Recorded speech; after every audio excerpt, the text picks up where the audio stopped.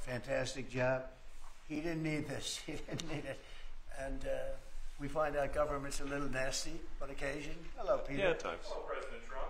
Government's a little bit nasty, Peter. You haven't noticed that. You've had a charmed life, right? You tell me. Very charmed. I think you've had a charmed life. I think what I'll do, if you don't mind, numbers have just come out which are rather extraordinary, and I thought I'd play a tape of one of the people who I've respected over the years, from Joe Kiernan and Rick Santelli. This just came out, and we'll just play that for a second. Personal income is up 0.8%. That is almost triple the expectations. I'll tell you that the income numbers, really, for the first 4 months of the year, they're stellar. They're really stellar. I mean, I could go back and look at the first 4 months of many different years. Really very strong numbers, and you're right. This administration is criticized for just about everything under the sun. I've never, ever in my lifetime had glimpses into the politics of an administration in the form of transparency like this one. Why don't we be, give credit where credit is due? Income really shooting up. Rick, I also thought everybody was going to get one last order of imports that were going to be tariffed, and they were loading up on things. How the hell did they already fix the trade, or not fix it, but to cut it in half? That's crazy. So there wasn't a lot of front loading of things that they needed before the tariffs hit. Yeah, I'll tell you what, it really does call into question some of the conventional wisdoms. And, it's going to be interesting to see what happens next month when we get this number, or we see some of the other numbers like current accounts, see how they fared. Because I don't know, I've been watching these numbers a long time. I don't think I've ever seen the trade deficit cut in half in 1 month. Not bad. Woo. Right? Not bad. Come on, guys.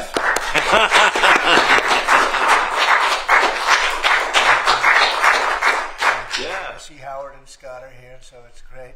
You guys want to stand over here, you might as well. You're the ones that help produce those numbers, and it'll only get better. The tariffs are so important, and that's why we were so happy with the decision yesterday where the tariffs continue, because without the tariffs, our nation would be imperiled. We would really be imperiled. I think I can say that with great surety, Scott and Howard.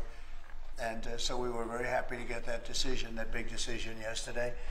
And today it's about a man named Elon, and he's one of the greatest business leaders and innovators the world has ever produced. He stepped forward to put his very great talents into the service of our nation, and we appreciate it. And I just want to say that Elon has worked tirelessly helping lead the most sweeping and consequential government reform program in generations. And the kinds of things that he's found and his people have found. He's brought a group of very smart people in, and they found things that are pretty unbelievable. I have to say that the numbers that we're talking about are substantial, but they're going to be very much more substantial with time, because many of the things that we're working on right now, we're going to have to remember Elon as we find them, but the numbers could double and triple because many things, we don't want to go out with them until we're sure, but we've found things that are unbelievably stupid and unbelievably bad. With the Department of Government Efficiency, Elon's delivered a colossal change in the old ways of doing business in Washington. Doge has installed geniuses with an engineering mindset and unbelievably talented people and computers. I actually asked Elon one time, what's their primary thing? And they have a lot of primary things, all having to do with being smart. But he said the thing that they're really the best at is working with computers, so that they can't be outsmarted by somebody that's not so honest, that happens to also be good with computers, but not as good as these people. But the mindset in the senior ranks of every federal department, and it's really changed. And with Elon's guidance, they're helping to detect fraud, slash waste, and modernize broken and outdated systems. So as you know, we're talking about various systems and changing systems. And, sadly, it takes a long time to do that. You'll change, let's say, a system at IRS and computerize it properly, where the job can be done in 1/10 the time, but it takes sometimes years to rebuild those systems. But we've started, in many cases we've started. I will say that this has less to do with Elon, but the air traffic control systems, we're bidding out to the best companies in the world, those systems right now. They were what the previous administration was horrible what they did. They spent billions and billions of dollars, and in the end, it didn't even come close to working. They tried to hook up wire to copper, and it can't be done. And they just spent billions of dollars and just wasted money. Actually made the system much worse. So we're going to get a brand new modern system. Congress is working with us on that, and we're going to get it done as quickly as we can. But it's in the works, and once it's done, it'll be good for 30 years. But we have a system that's 48 years old and would have a modern computer hooked into a very outdated computer, and they don't hook up. I mean, they didn't hook up. So after spending billions of dollars, they turned on the system, and in never any cases, from local to countrywide, they never worked.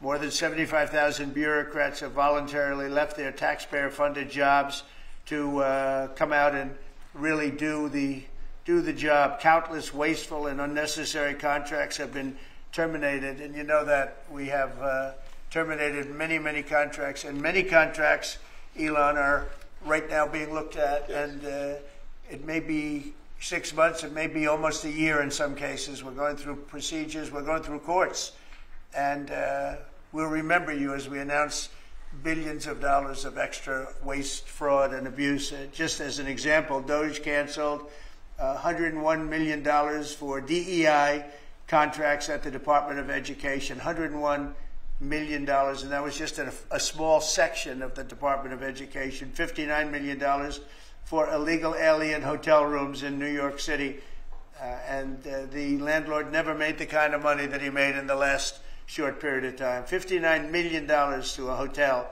in New York City, $45 million for diversity, equity, and inclusion scholarships in Burma. In Burma, does anyone know about Burma? $42 million for social and behavioral change in Uganda. $40 million to improve the social and economic inclusion of sedentary migrants. I can say it's $2 billion to Stacey Abrams and her environmental movement. There was $100 in the account, and all of a sudden they found $2 billion in the account. And I assume that's being looked at. I don't know. I'm not sure. But I assume that's being looked at. Think of that, $2 billion. And then Lee will tell you there's another one over there for $20 billion being spent on another environmental crisis. $20 billion. Not 20 million, a lot. Not 200,000, which is a lot. So think of it, in her case, you have $100, and now all of a sudden she gets hit with an infusion of $2 billion just before I take office. $20 million for Arab Sesame Street in the Middle East. Nobody knows what that's all about. Nobody's been able to find it. $8 million for making mice transgender. So they spent $8 million on making mice transgender. And those are better than many of the others. I could sit here all day and read things just like that, but we have other things to do. So it's much, much more than just that. We're totally committed to making the DOGE cuts permanent and stopping much more of the waste in the months to come. We want to get our great, big, beautiful bill finished and done. After that, we put some of this into the bill, but most of it's going to come later. We're going to have it cauterized by Congress, affirmed by Congress. In some cases, we'll make cuts. In some cases, we'll just use it in a different layer to save the money. But it's hundreds of billions of dollars. DOGE has also fully modernized the federal retirement process and continues to work very hard on the IRS modernization. But we're taking that over with DOGE. Many of the DOGE people, Elon, are staying behind, too, so they're not leaving. And Elon's really not leaving. He's going to be back and forth, I think. I have a feeling. It's his baby, and I think he's going to be doing a lot of things. But Elon's service to America has been without comparison in modern history. He's already running one of the most innovative car companies in the world. You look at his factories and compare them with some of the old factories we have, and it's a big difference. And the most successful space company, and I guess in history you would have to say the largest free speech platform on the internet, etc. Yet Elon willingly, with all of the success, he willingly accepted the outrageous abuse and slander and lies and attacks because he does love our country. I know that very much. He loves our country. He comes from another country, a country that's going through trials and tribulations, I would say.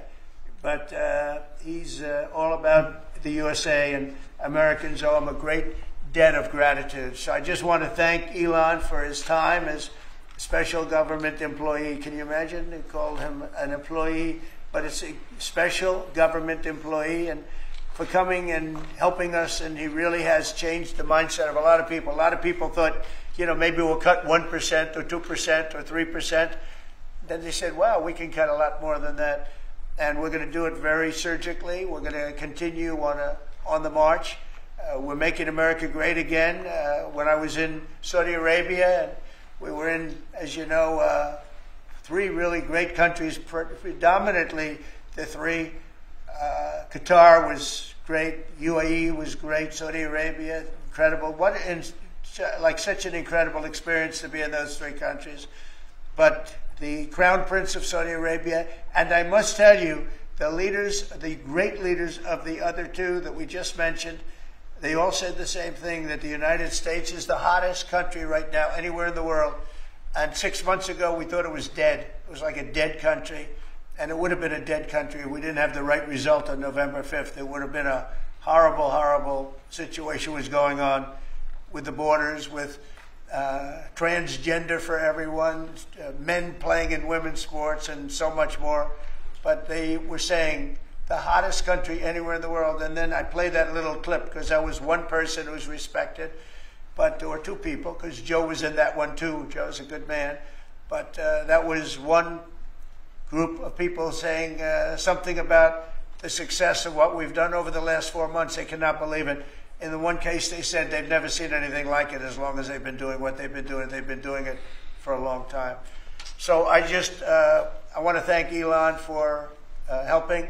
And again, the United States right now is the hottest country anywhere in the world. There's no country as hot, and we're doing really well. When I left, we had no wars, we had no problems. We defeated ISIS, we rebuilt our military, and we had no inflation. And when I came back, we had a lot of inflation. We had wars all over the place. We had the embarrassment in Afghanistan, where we gave up billions and billions of dollars of military equipment, the most embarrassing moment in the history of our country, I believe. I believe that strongly. We have Russia with Ukraine. We had the attack in Israel in October, the horrible attack, October 7th. Horrible, horrible attack. Nobody's ever seen anything like it. And now we have something where we're really healing a lot of that. We stopped India and Pakistan from fighting. I believe that could have turned out into a nuclear disaster. And I want to thank the leaders of India, the leaders of Pakistan, and I want to thank my people also. We talked trade. And we said we can't trade with people that are shooting at each other and potentially using nuclear weapons. And they're great leaders in those countries, and they understood, and they agreed. And that all stopped, and we're stopping others from fighting also, because ultimately we can fight better than anybody. We have the greatest military in the world. We have the greatest leaders in the world. We put one of them in charge of the Joint Chiefs of Staff, as you know, General Raisin Kane. And we wiped out ISIS, completely wiped out ISIS in 3 weeks. They said it would take 5 years, and we did it in 3 weeks. And that's the way it is, but we don't want to have to use our military. We want to be peace through strength when we can, and that's the way we're going to have it. So I just want to thank Elon and all of his people. Most of those people are staying. Almost all of them are staying, and they're going to be with us.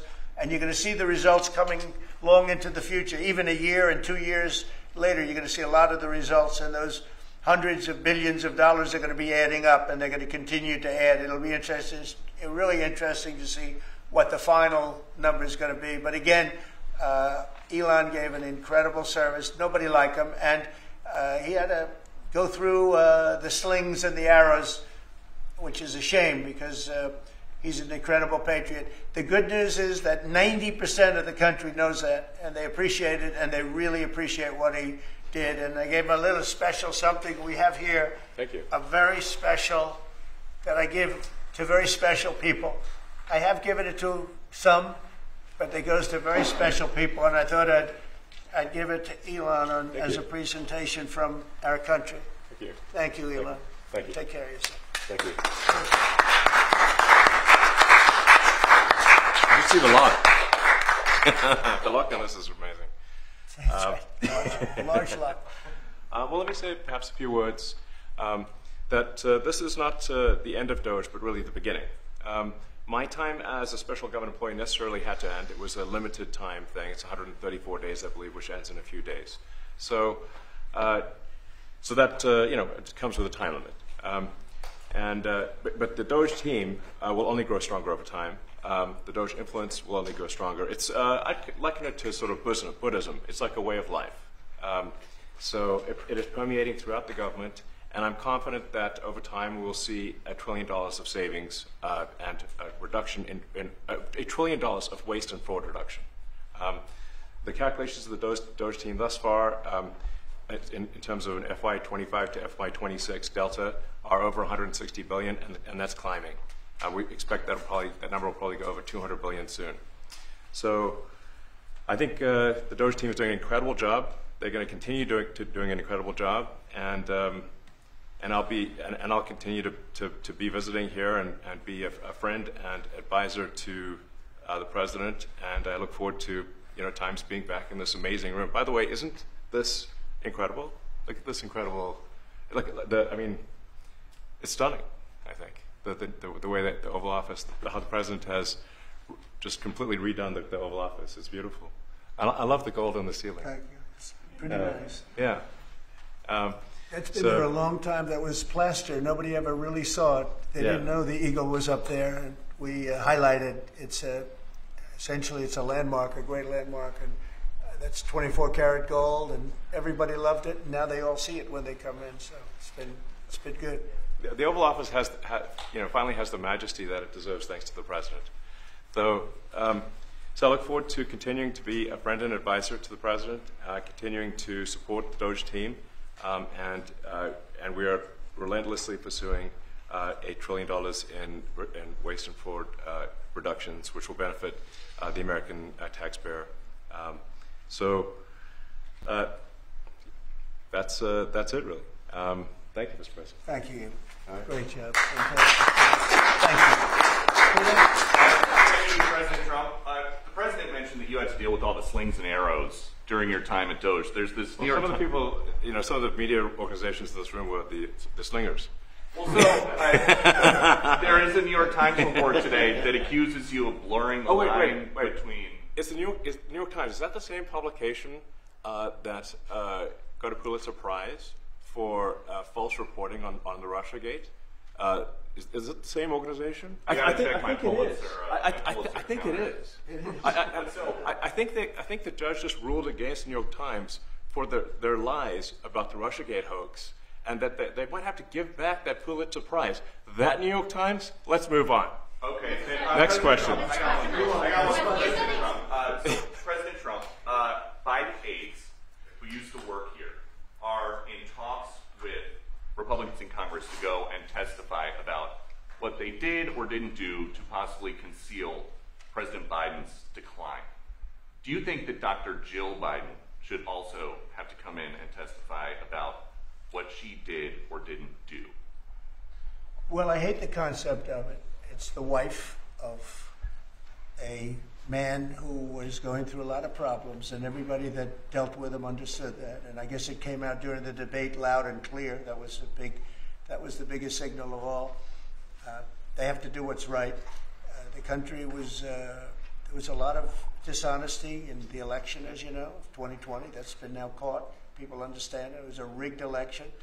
And when you go further out, when you see the auto pen, I think the auto pen is going to become one of the great scandals of all time, because you have somebody operating it or a number of people operating.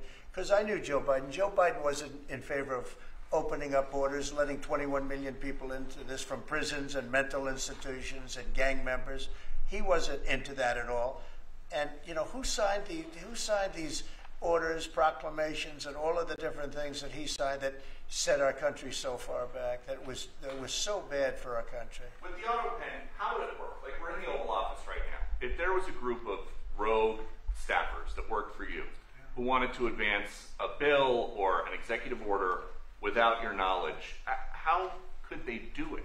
How do they? Well, it's very hard because I'd read your newspapers or your media the next day, and I'd say, "Well, I didn't approve that," and I would find it. I mean, they wouldn't get away with it for long because I'd say, "I never signed that. Who the hell signed that?"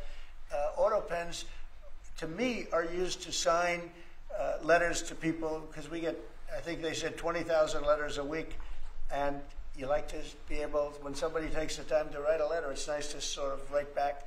And auto pens are meant for that. Auto pens are not meant to sign major proclamations or tax cuts or borders, anything having to do with the border, which is so important. And if it happened on my watch, I would be able to see it because the next day or sooner I'd be reading about something that I knew nothing about and who the hell signed this.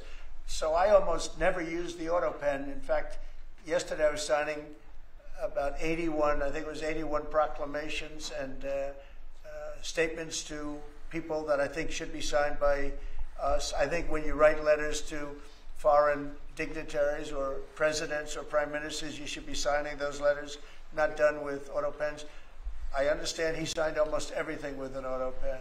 It's a very dangerous thing. It really means you're not president. Whoever operated the auto pen, and we think we know who that is, and it was actually more than one person, but that's not what the presidency is all about. I hardly used to use it. Are you going to reinstate the tariffs on China? You said that they violated the agreement with the U.S. Well, they did. They violated a big part of the agreement we made. You know, if you read that whole statement, I was very nice to them. I helped them because they were in trouble with the stoppage of a massive amount of business. But I'm sure that I'll speak to President Xi and hopefully we'll work that out. But yeah, it's a violation of the agreement. Yeah, please. Mr. President, can you give us an update to the latest ceasefire agreement that Israel has agreed to, but Hamas still considering? Well, they're very close to an agreement on Gaza, and we'll let you know about it during the day or maybe tomorrow, and we have a chance of that. And I think we have a chance of making a deal with Iran also. They don't want to be blown up.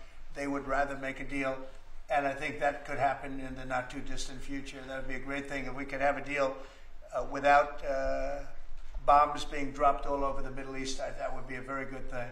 They can't have a nuclear weapon. We want them to be safe. We want them to have a very, very successful nation. Let it be a great nation, but we can't have that. They cannot have a nuclear weapon. It's very simple. And I think we're fairly close to a deal with Iran. Mr. Musk, a question for Elon. Yeah, please.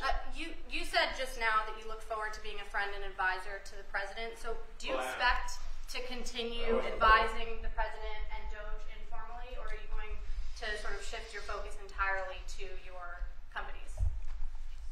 Well, I expect to continue to provide advice whenever the president would like advice. I hope so. I mean, I expect to remain a friend and an advisor, and certainly if there's anything the president wants me to do, I'm at the president's service. Mr. Musk, on Doge, you said that there was $1 trillion promise for cuts from Doge. Yes, I think we do expect over time to achieve the $1 trillion. But what have you found in your time here was the biggest roadblock to getting those cuts? Was it the cabinet, or was it Congress, or something else? What was the biggest roadblock from your work? It's mostly just a lot of hard work. It's really not any one person or Congress. It's going through really millions of line items and saying just each one of them makes sense or does not make sense.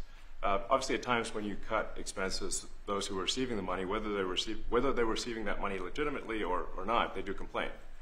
And you're not going to hear someone confessing that they received money inappropriately. Never. They're going to always say that they received money appropriately for an important cause. Naturally, that's what you'd expect.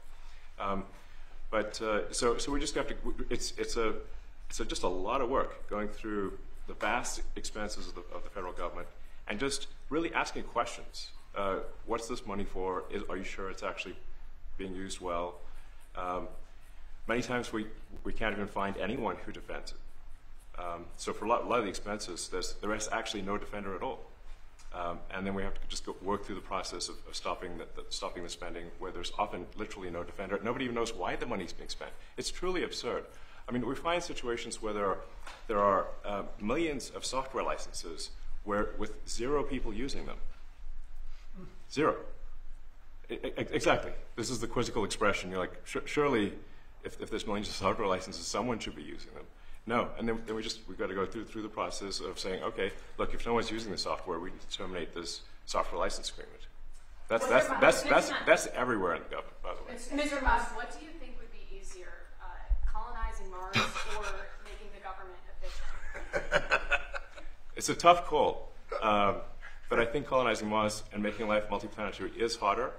And as I said, we do expect to achieve over time the $1 trillion of savings. We can't do it in like a few months, but if you say by I think the official end of DOGE, which the president may choose to extend, is the middle of next year. If you say by the middle of next year, with the support of the president and Congress, could we achieve $1 trillion of savings? I think so. We're on track to do so. Do you have faith that Congress is going to Go ahead. Mr.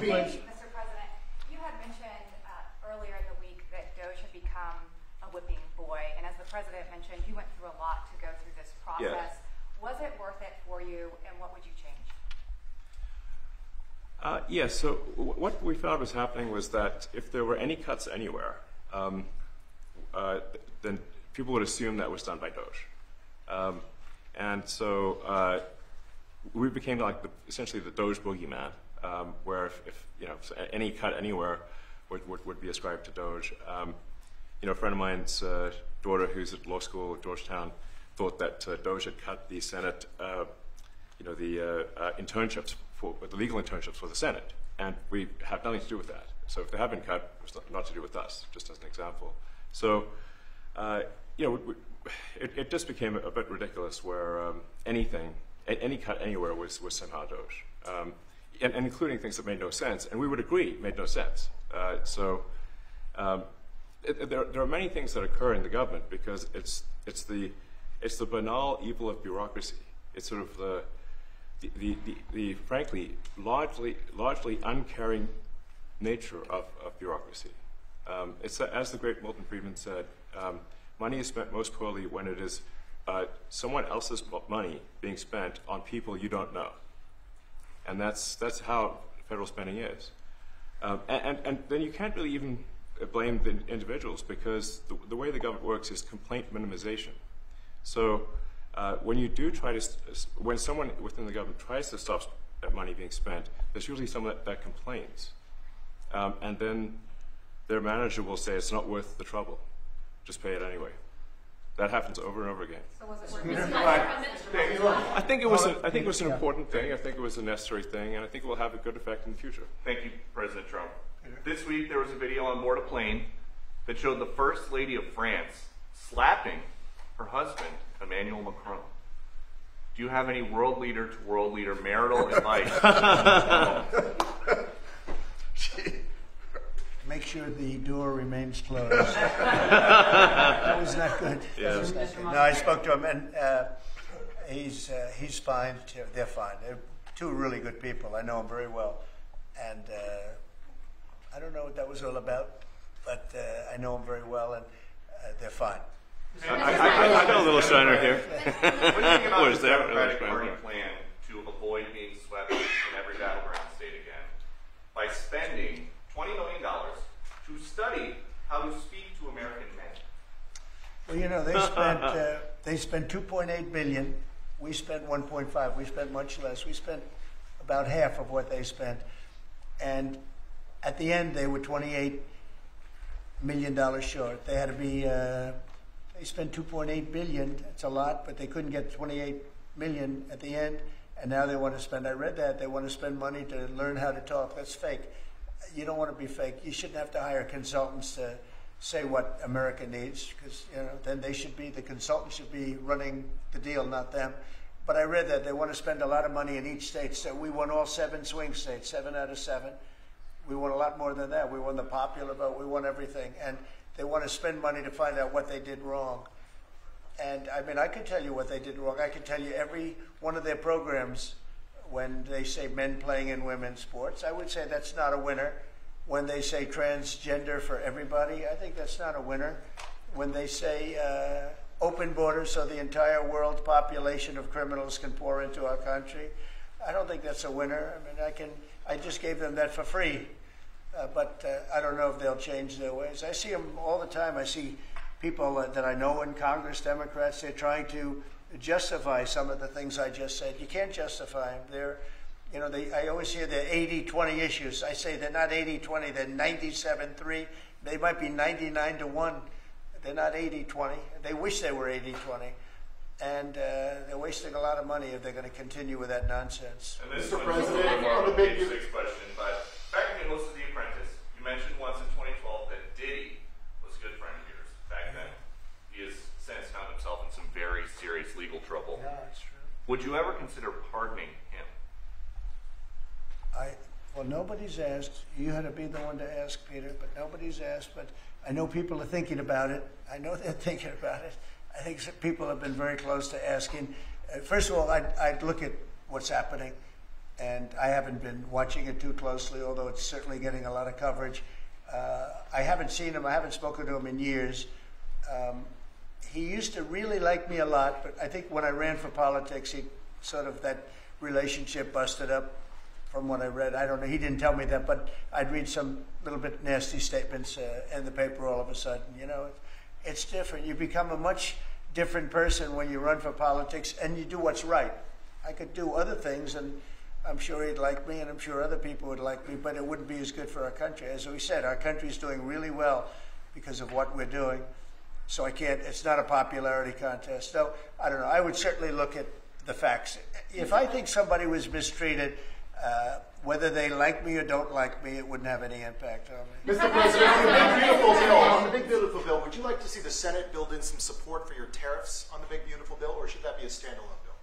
I have great support on the tariffs. I mean, I was so honored that we got that ridiculous stay lifted, because that would have taken away presidential power. It would have taken away everything that was granted by the founders. It would have been a terrible thing. And it would have, most importantly, would have left us vulnerable. We have a lot of countries that use tariffs on us and use them viciously, actually, viciously. And if we didn't have the power to use tariffs on them, and instantly, not when you go back to Congress and try and get hundreds of people to agree on something, that would take months to get just one simple proclamation. If we didn't have the power to counteract their powers, you wouldn't have a country left. We have to act fast. We have to be fast and nimble, as they say. And that was a really great moment, I think, yesterday when that stay was lifted. And hopefully now we'll go to court and just win that battle. Because if we don't have the power to do what they're doing to us, we are going to be a great nation no longer.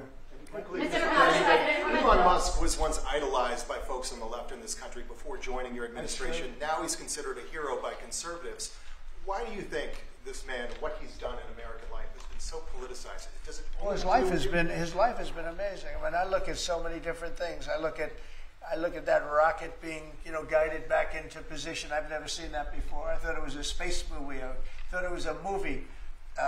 You look at what he's done in terms of communication. It's been unbelievable. So many different, even tunnels going underground, not having to go through all the process of going, he's got a company that does that. He's got so many different companies. Starlink, as an example. He saved a lot of lives, probably hundreds of lives in North Carolina. I don't even know if you remember, but I called you. They needed Starlink in North Carolina. And I didn't know what the hell Starlink was. I said, what is it? Who owns it? He said, do you know Elon Musk? I said, yeah, I happen to know the gentleman. This was before his government stay.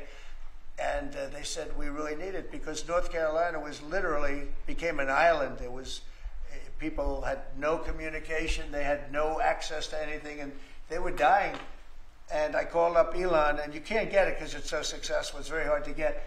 And he had so much of it brought over there, and they told me it was unbelievable. It saved a lot of lives. So, he's just done a lot of things. I don't think he gets credit for what he's done. But he's a very good person, too. You know what? If he wasn't a good person, but he did the same things, I'd probably maybe speak differently. He happens to be a really good person who loves the country. Mr. President, one big beautiful bill. You had indicated this week that there were some things you didn't like about what had passed in the House. What changes do you want to see the Senate make? And you had also indicated there were things you didn't like about the bill. What would you be suggesting he push senators to change in their version? Well, tell you, I'll go first. It's an unbelievable bill. It cuts your deficits. It cuts, it's a huge cutting. But there's things I'd like to see maybe cut a little bit more. I'd like to see a bigger cut in taxes. It's going to be the largest tax decrease or cut in the history of our country. I'd like to see it get down to an even lower number. I was shooting for a slightly lower number. I would have liked to have done that. But with all of that being said, when you look at the tax cut and the fact that the original tax cut, which made us so successful, we had the most successful 4 years in the history of our country, the economy, and this is going to be even better. And you see that by the reports that came out just yesterday or tonight. I guess they were released this morning at 8 o'clock. You see the kind of numbers where somebody that's a pro is like, whoa, I haven't seen numbers like this since I've been doing this. These are human emotions of professionals that have never seen numbers like, and we've just started. The bill is a great bill. It's going to be jiggered around a little bit. It's going to be negotiated with the Senate, with the House. But the end result is it extends the Trump tax cuts. If it doesn't get approved, you'll have a 68% tax increase. You're going to go up 68%. That's a number that nobody's ever heard of before. You'll have a massive tax increase. If it does get approved, you'll have a large tax cut, the largest we've ever had. When you add the past tax cuts that we got you, the Trump tax, they call them the Trump tax cuts. It's an amazing bill. It does amazing things.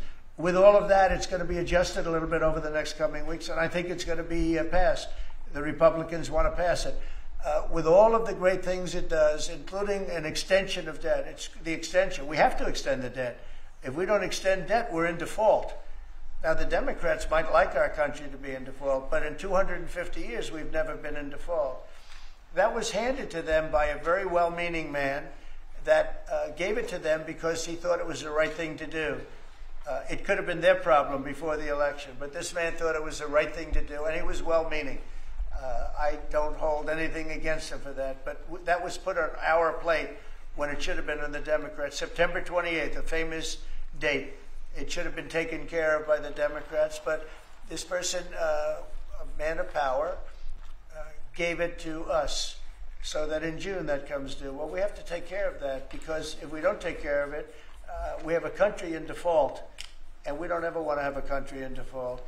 I'll tell you, a certain senator, Elizabeth Warren, said that she would never, ever allow a default on our debt. She would never let it happen. And she would like to get rid of the debt ceiling, what's called the debt ceiling. I call it the debt extension because we really need an extension. That she'd like to see that gotten rid of. And there are many people that agree. Many Democrats agree with that. But we gave that through, and I don't want to say an error. He did it well-meaning. They gave that to us. It was a Democrat problem just before the election. Would have had a huge impact on the election. And to our benefit, we won anyway, but to our benefit. But felt that really for the good of the country, we should extend that. But Elizabeth Warren and various other people would like to see that. Her whole career, she wanted to see it terminated, gotten rid of, not being voted on every 5 years or 10 years. And the reason was because it's so catastrophic for our country. And I always agreed with her. That was one thing I agreed with her on. Now, I haven't spoken to her, but I would say that if you asked her that question now, she'd say, no, it's their problem. But it's a very unfortunate situation. It's a very unfair situation. And she happened to be right on that. It should be gotten rid of, or it should simply be extended. But that's one of the things that gets taken care of in this bill. That automatically gets extended for a 4-year period, and it should be. But I agree with Elizabeth Warren on that. I think you should get rid of it. It's too catastrophic. Mr. Musk, Yeah, please, go ahead. do you want to see, Mr. Musk, to the bill? And to international students, I guess you welcome to study in the United States. And one question for Mr. Musk. To students, well, we want to have great students here. We just don't want students that are causing trouble. We want to have students. I want to have foreign students. I think Harvard, it's close to 31%. That's a lot. Our country's given $5 billion plus to Harvard over a short period of time. Nobody knew that. We found that out I wouldn't say that was a Doge thing, but we found that out over a period of time. That was sort of a Trump thing. We ended up in litigation for other reasons because they're very anti-Semitic. And in finding out and in going through the books, we found out that the country gave them $5 billion plus, much more than that actually. And we're having it out with them, and let's see what happens. I think we have a very good, well, it's a very sad case. It's a case we win. We can't lose that case because we have the right to make grants. We're not going to make any grants like that. But I don't think Harvard's been acting very nicely. I think Columbia wants to get to the bottom of the problem. They've acted very well. And there are other institutions, too, that are acting, but Harvard's trying to be a big shot. And all that happens is every 3 days we find another $100 million that was given. 2 days ago, we found $200 million more. The money's given to them like gravy. I'd like to see the money go to trade schools, where people learn how to fix motors and engines, where people learn how to build rocket ships. Because, you know, somebody has to build those rocket ships. Yeah. And I'd like to see trade schools set up, because you could take $5 billion plus hundreds of billions more, which is what's spent. Absolutely. And you could have the greatest trade school system anywhere in the world. And that's what we need, to build his rockets and robots and things that he's doing, and to build lots of other things. And, you know, I went to school with people. In some cases, they weren't good students, but they could fix the engine of a car better than anybody I've ever seen. They could take it apart blindfolded. They had an ability at that. And they did very well. They made a lot of money. You know, it's a very skilled job. It's great. But I'd like to see a lot of money going into trade schools. I've always felt that. And we probably found our pot of gold, and that's what's been wasted at places like Harvard. And the money's been wasted. Yeah, please. Yeah. I wanted to ask quickly, Mr. Musk, is your eye okay? What happened to your eye? I noticed there's a bruise there. Well, it wasn't. I wasn't anywhere near France, so.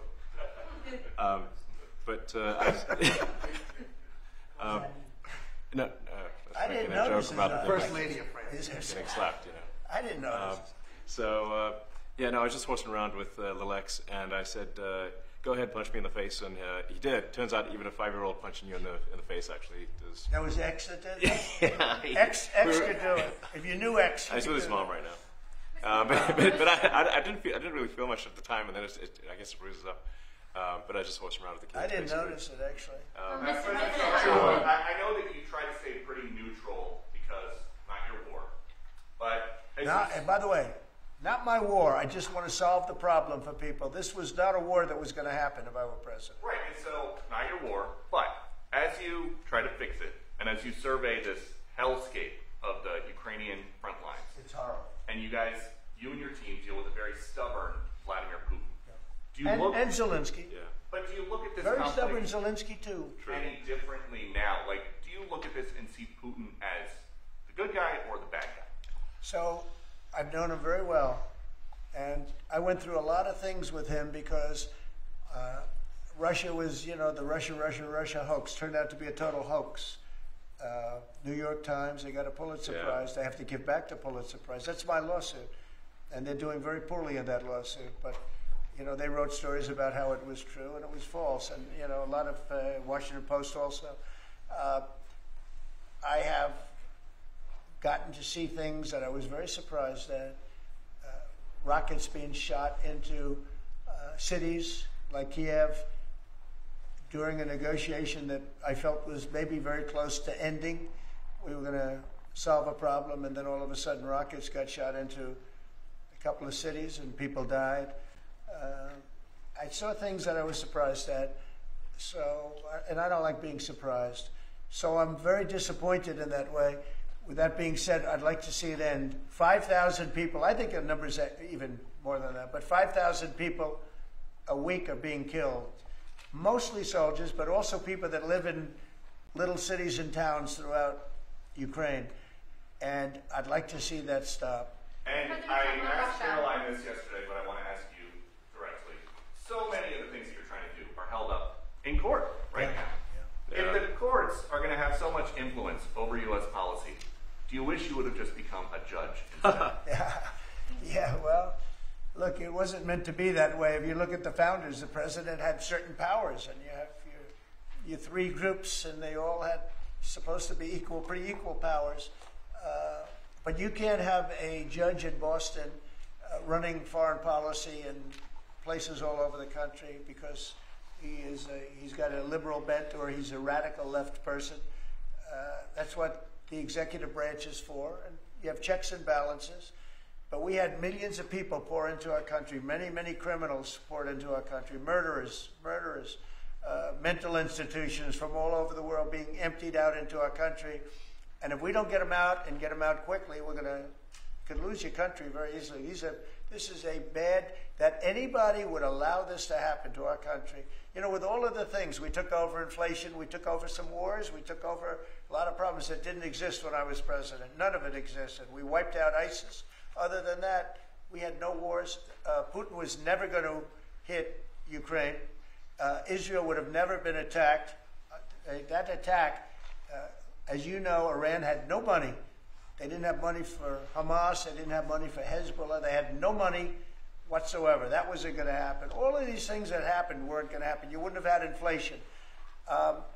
So it's very sad when I came back. But the thing that is the hardest is that they allowed 21 million people into our country, and many of those people are stone-cold criminals. They moved their criminal population into the United States, and of all the things that, you know, are bad, I solved inflation, I believe, already. I got the fuel prices down. The fuel prices came down. That's one of the reasons. They screwed up the energy. They screwed up the cost of gasoline and oil and gas. And you had tremendous inflation, the greatest inflation probably in the history of our country under Biden. And when people said, oh, but the economy was, no, the economy was terrible for the people because they couldn't afford the energy. And the energy brought everything else up. Energy is the big deal. But with all of that, we solved that already. In 4 months, we solved it. $1.99, $1.98 gasoline. First time people have seen that in a long time since my term. But the hardest thing to solve is millions of people pouring into our country, many of whom are criminals. Because remember, these countries are smart. Their leaders are very street smart. They're sending the people that they don't want. They don't want the people that are there, that are law-abiding, that are productive, that are working hard. They want people that are in jails. We have them. They allow them to come in. And I always look to the other side, like, why would somebody do something? You know, in business, I try and study, why would they want to do this? Why would they want to sell it? Why would they want to buy it? One thing I can't figure out is, what would an administration, what were they thinking when they allowed millions of people from prisons all over the world, not just from South America, Venezuela, all over the world, from the Congo in Africa, hundreds of people, thousands of people from the Congo, rough prisoners, from Asia, from Europe, rough parts of Europe. Why would they allow them to come into our country? Why would they do that? It's the one thing I can't figure out. And I don't believe it was Joe Biden. I really don't. I mean, look, he's been a sort of a moderate person over his lifetime, not a smart person, but somewhat vicious person, I will say. If you feel sorry for him, don't feel so sorry because he's vicious. What he did with his political opponent and all of the people that he hurt a lot of people, Biden. And so I really don't feel sorry for him. But he wasn't a person that would allow murderers to come into our country. He wasn't a person that was in favor of transgender for anybody that wanted it, take kids out of families, et cetera, et cetera. So I just don't understand why a thing like this, how a thing like this could have been allowed to happen. Very sad. It's very sad for our country. If I could add something to that, which is, I think the fundamental moral flaw of the left is empathy for the criminals and not empathy for the victims. Empathy for the criminals, but not empathy for the victims. And there's been way too much of that. That needs to stop. To the president's point, there's been immense judicial overreach that is unconstitutional. That was never intended. And it's undermining the people's faith in the legal system. It needs to stop. It's gone too far. And just today, we had, just a couple of hours ago, we had a great decision from the Supreme Court, thank goodness. that was very important. We had two important decisions yesterday on the tariffs because, again, we have to be able to fight a fair fight with other countries. Howard, would you say? We have to be able to use tariffs to fight people that use tariffs on us. I mean, if we didn't have that power of tariffs, we would economically be destroyed as a country because they will destroy us. Other countries will destroy us with unchecked tariffs. We can check them when we have the use. They tried to take that power away from us. And if you take that power away, we're not going to have a country. We won't have an economically viable country. But it's very important on immigration that we be able to get people out without having to go through a long court case. I mean, it was up to some of these judges. Every single one of these millions of people, criminals, prisoners that were let go from jails because they save a fortune when they did. They brought them into the United States. You know what they're saving? The money they're saving? But some of murders, it's very important that we're able to get those people out of here fast, bring them back to their country where they belong. And those countries take them, because if they don't take them, they have to go through the wrath of the United States, and they take them. But we have judges that don't want that to happen. And it's a terrible thing. That's going through the court system right now, that whole situation. But when ICE and with Border Patrol, they've done an incredible job. When they do this incredible job and they capture 100 killers and drug dealers, and we can't keep them for years here as we go through trials. We have to get them out rapidly, and we know who they are. We know who they are. And we're very careful about who they are, but we have to get them out rapidly, or again, we're not going to have a country. Okay? Maybe one or two more. Go ahead, please. That tariff may also affect companies like Tesla, which has cars manufactured abroad, and this is also to use Musk. Well, he's going to end up building his whole car here. I mean, I thought he built his whole car. Pretty much he does. He's got incredible factories in, like I looked at one in Texas. It's unbelievable. No way. All of the manufacturers will build their parts here too. I mean, it used to bother me. They make a part in Canada, a part in Mexico, a part in Europe, and sent all over the place, and nobody knew what the hell was happening. I think it's ridiculous.